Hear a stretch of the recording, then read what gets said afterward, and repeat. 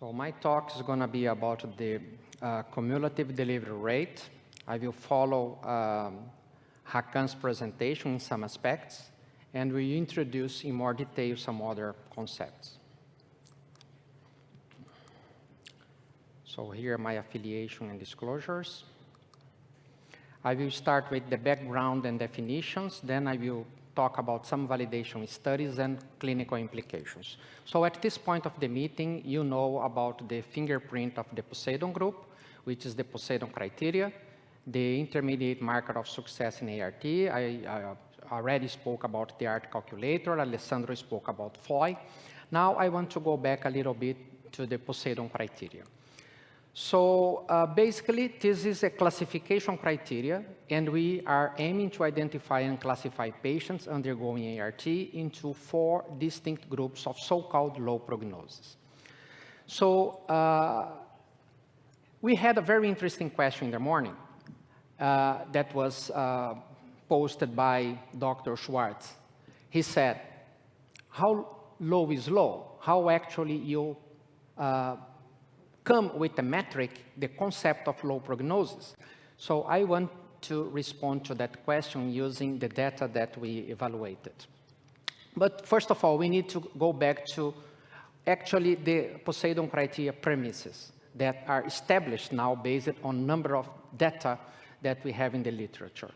First of all, we know that the response to gonadotropin stimulation, Hakan just presented us some very interesting insights, are highly variable and depends on individual patient characteristics, mainly age and number of oocytes retrieved, but even in the same patient.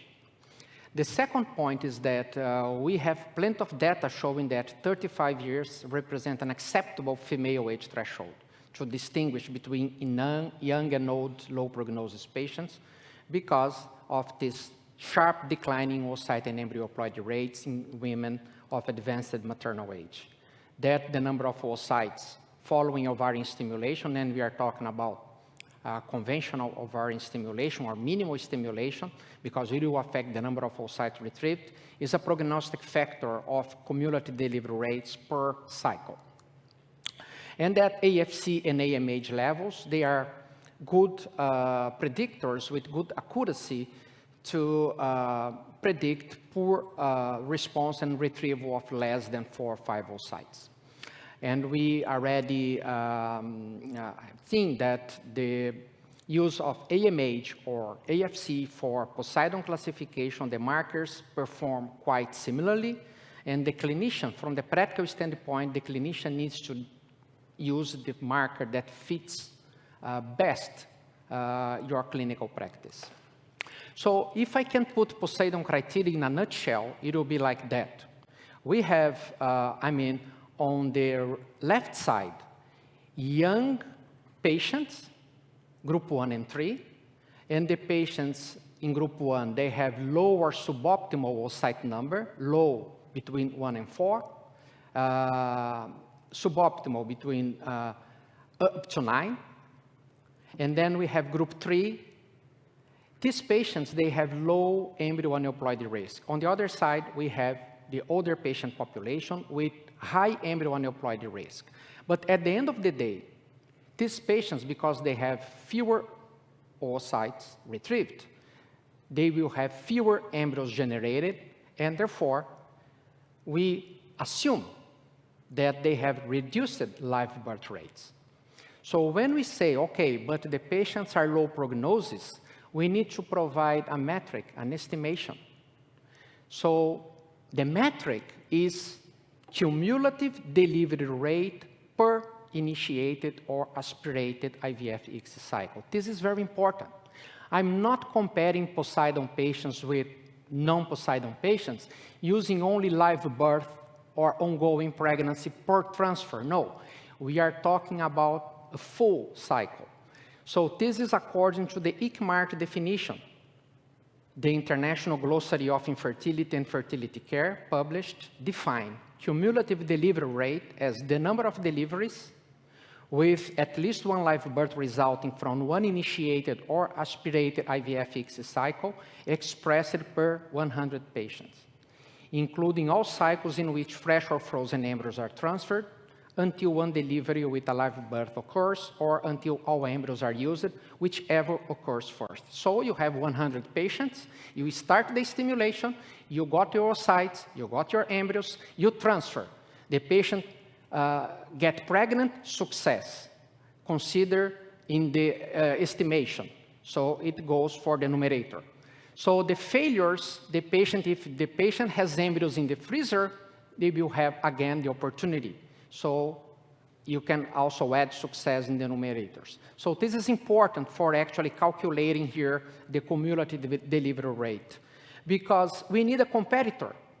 When we say, okay, they are low prognosis compared to what? Well, we are comparing to non-Poseidon patients. These are age-matched patients with sufficient ovarian reserve markers, using the thresholds established by the Poseidon group, AFC at least 5 and AMH at least 1.2, and who had, in a conventional ovarian stimulation, less than 9 oocytes. These are the non-Poseidon patients.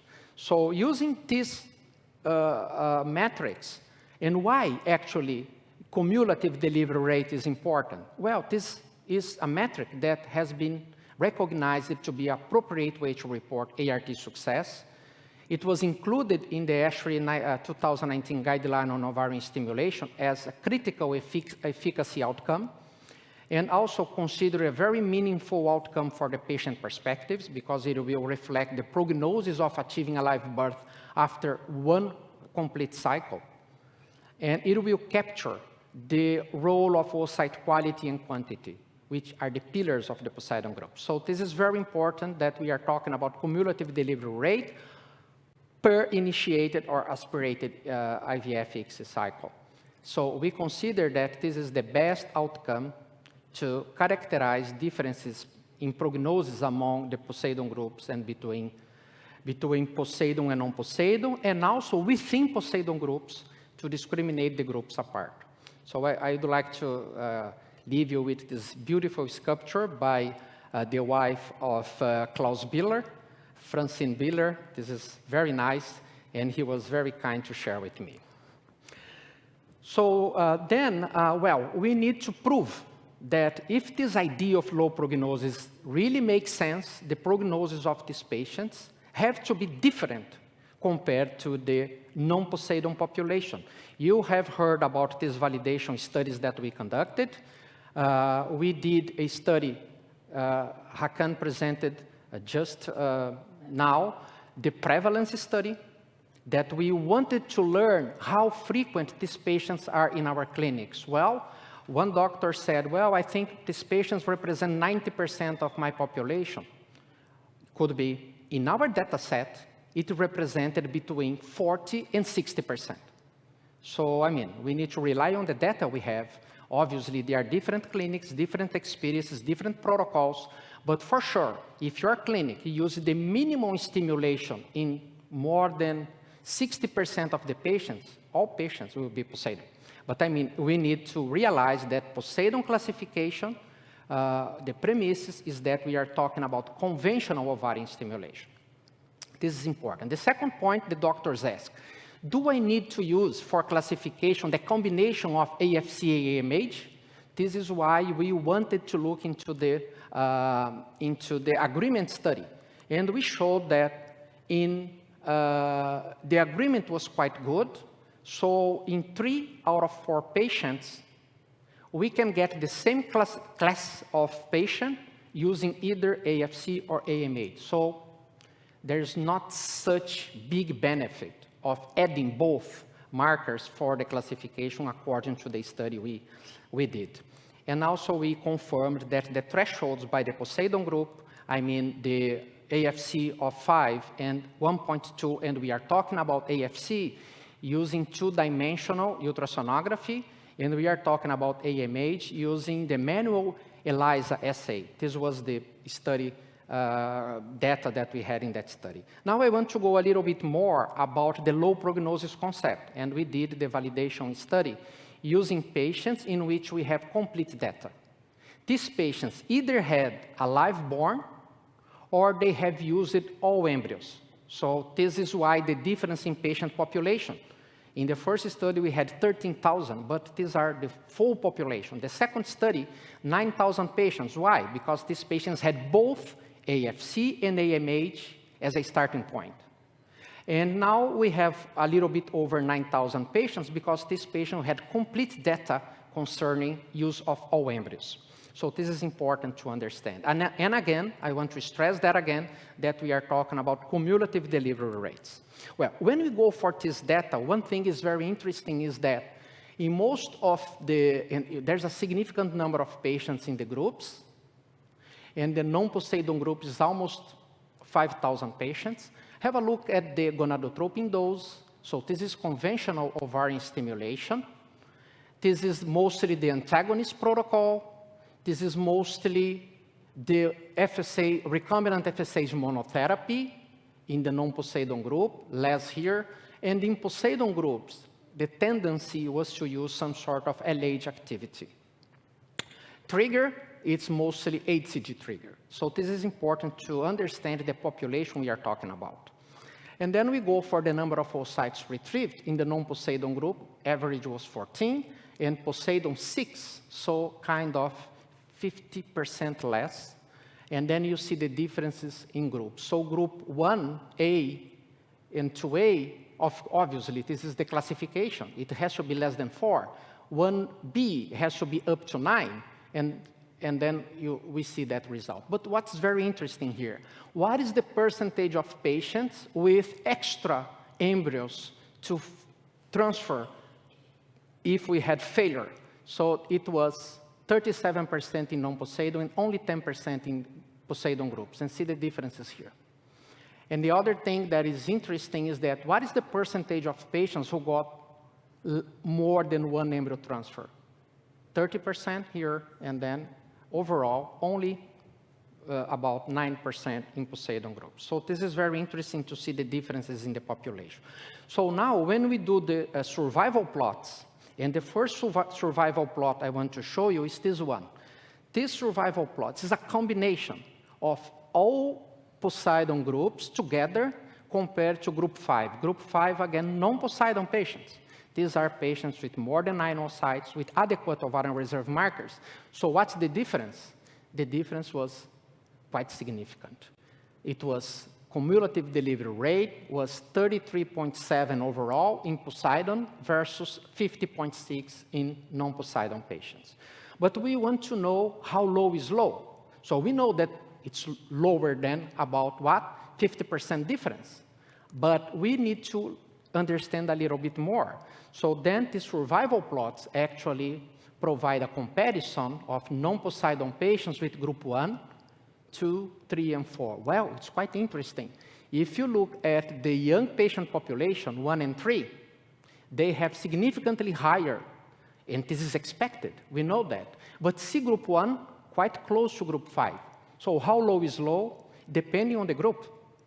They are still lower, significantly, but I mean, we can appreciate here much better the difference between group 4, this group 4 older patient population, poor ovarian reserve, versus lower ovarian reserve in young patient population, a 50% difference. And then we also explored a little bit further. We wanted to know about the subgroups. Now we have subgroup in the non-Poseidon patients. I split the data. We split the data here based on age, 35 years old. 5A, young non-Poseidon. 5B, young, older non-Poseidon. Now have a look. Now we have Poseidon groups stratified by subclasses A and B, and then you can see that the distribution is quite different.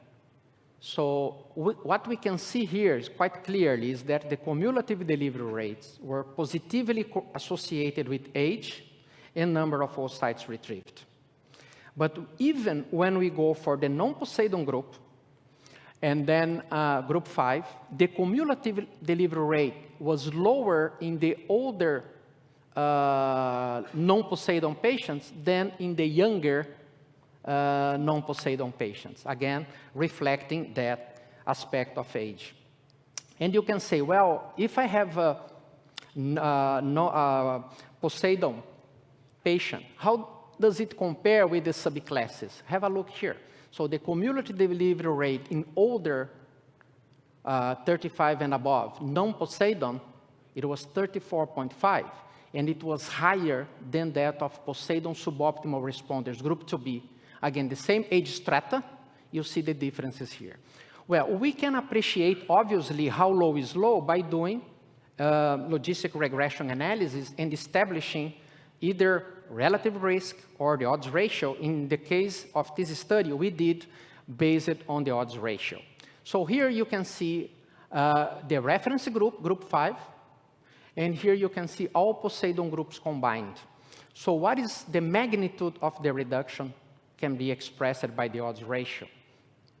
And it's not completely aligned with the relative risk, but we can say, well, there's significant reduction. But now, if you go for groups 1 and 2 combined, these patients, they have more eggs overall. They are let's say, the hyper-responders.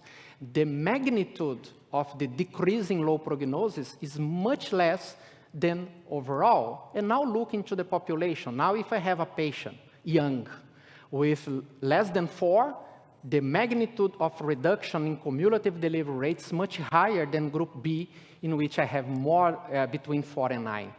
Now have a look at now group 3. Group 3, young patient population. You see how low is low? Not that low, because again, the aneuploidy rates are not so decreased. So we can make these comparisons, and you can see, for instance, now, group 2, the hyper-responders, older than 35, this is the reduction. But when we go for the patients with less oocytes or more oocytes, there is difference. So in the beginning, when we provided the concept of the POSEIDON, and we came with low prognosis concept, we had only an overall idea that these patients had low prognosis. But how much? We didn't know. We needed to validate the concept. And the validation study is actually providing some data based on real-world data. It was retrospective analysis in which now we can understand a little bit more when we talk to our patients. Well, you have lower prognosis than what? Then you can see and compare. And what's the reduction? 50%, 30%, 20%. We can also appreciate in this table that we have in this study. We also look into the predictors for cumulative delivery rate, and we obviously found that the POSEIDON groups was a relevant predictor. Obviously, the numbers of embryos obtained, the numbers of embryo transfer per patient, numbers of oocytes retrieved, female age, infertility duration, and BMI. Again, BMI, interesting aspect that we found in the prevalence studies, repeating here in the cumulative delivery rate study. So now, if I can provide you some visual representation of the cumulative delivery rates in different groups, we have the non-POSEIDON groups here, and you see the magnitude of the low prognosis is not the same. We have differences, group 1, group 2, group 3, young population, and then group 2 and 4. But what is very interesting, is that now let's have a look in group 1. Group 1, again, these are below 35. These patients have adequate ovarian reserve. But if they are group 1A, they got up to 4 oocytes. If they are B, they got up to 9 oocytes. See the difference. So in group 1B, with more oocytes, double cumulative delivery rate compared to group 1A. And have a look at group 2, the same trend. So having more oocytes, regardless of the age group, we got actually an increase in cumulative delivery rate. So this is also another aspect that we need to emphasize. Now, what's there in the literature? There are other groups also presenting data on cumulative live birth rate. using different definitions. But overall, they are consistent what the findings we had in our study. For instance, we have 3 studies from China, all retrospective analysis. You see the number of patients quite significant. They came to the same conclusion, that the POSEIDON, the cumulative delivery rates using the same metric that we used per cycle, it was varied across POSEIDON groups and was lower than non-POSEIDON groups when they had the non-POSEIDON groups for comparison.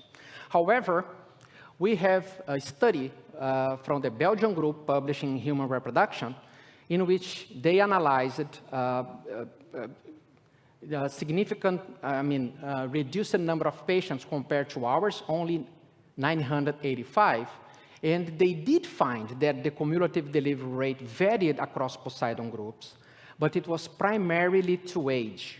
Why? Because in this study, the metric was not cumulative delivery rate per initiated cycle. It was over multiple cycles. Obviously, if I have the opportunity to repeat the cycle, I will offset, at least partially, the issue of number of oocytes, because I will have more oocytes in the second cycle. So it's very important to define what we are talking about, what is the metric, and how we are making the calculations for us to understand the differences in these studies. So finally, just to conclude, this classification, this is, in our opinion, a more detailed stratification of patients in ART to make it easier to set the patient's expectations and discuss the strategies that we may provide to these patients. For the patients, we have heard testimony of a patient in terms of expectations about prognosis, and also for us to facilitate this discussion about the therapeutic alternatives. And again, we might have model to select more homogeneous patients groups to test in interventional trials, and some metrics could be considered. But when you are defining your metric, make sure that they are consistent with the concept of the criteria and the primary endpoint and also the secondary endpoints that we discussed here, like FOI, like the number of oocytes needed to achieve one euploid blastocyst, could be considered in prospective studies that we eventually wanted to conduct. So to conclude, we have now recent data from real-world evidence that shows that the POSEIDON system really discriminates among patient population in terms of prognosis. We have also data indicating that the fertility patients could be counseled and managed more effectively under the POSEIDON scopes. And with that, we hope that this criteria is used in your clinics and also in your studies using prospective data or retrospective analysis to show the differences and evolve the field with more benefit for our patients. Thank you very much.